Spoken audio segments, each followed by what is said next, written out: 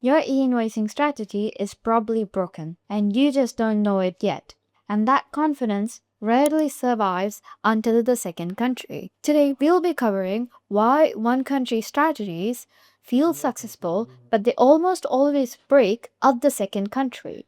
These strategies always look smart at the start. The problem looks small. One mandate, one deadline, one tax authority. For now, everything feels predictable.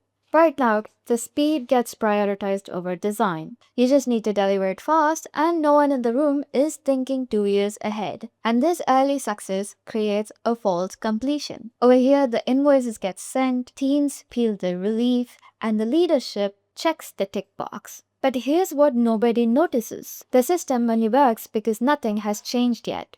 It hasn't been tested by new mandates or the regulatory expectations. So when does that test come? That only starts with the second country. You started off confidently. You assume it's going to be all rainbows and sunshine, but it's not. You would feel that you have done it once. It's the same ERP, same data, you just do the mappings, and the same results are going to show up. But honestly, think again. The new country asks for different schemas, and obviously, they will also be having different mandatory fields. So this would mean that you will have to understand a new set of e-invoicing rules. But on paper, it's still an invoice. Over here, the ERP hasn't changed, but the tax authorities read the data differently. The teams will try to reuse the same existing logic. Then they realize the same logic doesn't carry. So right now, you would tend to try and split the integration. One flow for the first country, the second one for the other.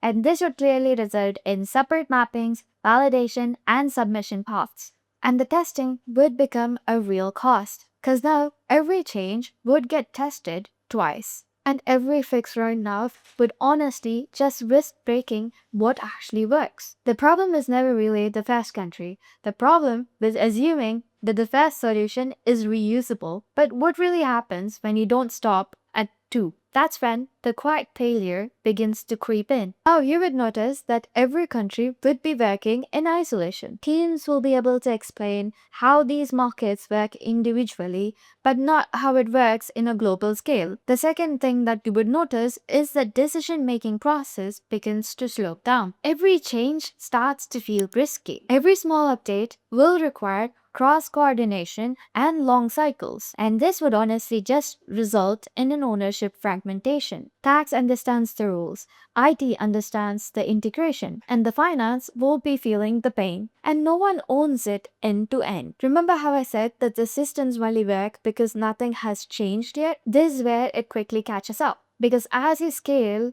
to different countries, your system or your logic of one country strategy begins to fail, and you will begin to notice it creep up in unexpected ways, and this will be following up with cost accumulating slowly. Now, with every regulatory updates, you will have to retest all the markets, and the compliance risk increases as the inconsistency creeps in. The expansion slows down because the teams are stretched thin, and the configuration works turns from weeks into months of preparations. And the damage and cost over here is that all the teams are spread thin. They become firefighters and they're visibly burnt out. The leadership starts to notice this, and this clearly just turns into an operational fatigue, not just a financial risk. So you might be wondering, what exactly is the alternative? You'll need to design for scale from the start. One country's success doesn't predict multi-country readiness, but with a platform like Complyance on your side, you don't have to worry about e-invoicing at all. You can go back to your core business operations while we take care of the complex e-invoicing. If this resonated with you, share it with your team because we got more information and more breakdowns of e-invoicing coming your way.